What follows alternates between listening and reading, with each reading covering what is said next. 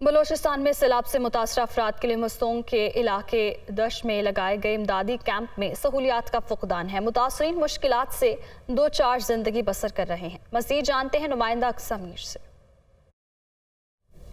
जी बिल्कुल, इस वक्त मस्तूंग के इलाके गुंडैन में मैं मौजूद हूँ और ये एक ऐसा इलाका है जहाँ पर 500 के करीब यहाँ पर आबादी थी।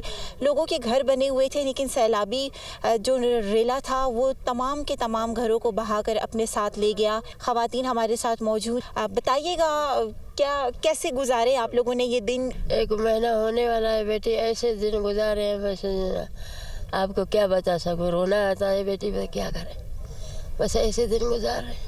अभी ये झुपड़ी देखा है हमारी वो वाली, उसमें रह रहे हैं। रात इतनी सर्दी हो रही थी, इमदाद हुकूमत ने नहीं दिया मुझे, न मुझे दिया न मेरे बेटों को दिया। यहाँ पर मौजूद हर एक दिल से सिर्फ यही बात निकलती है कि सब कुछ तो बह गया, लेकिन हुकूमत की तरफ से भी कोई इमदाद नहीं है। इस वक्त सबसे ज़्यादा इन लोगों को हुकूमत की इमदाद की ज़रूरत है। हुकूमत इमदाद करेगी तो ये फिर से अपने पैरों पर खड़े हो जाएंगे और फिर से अपने घरों को आबाद करेंगे। जी।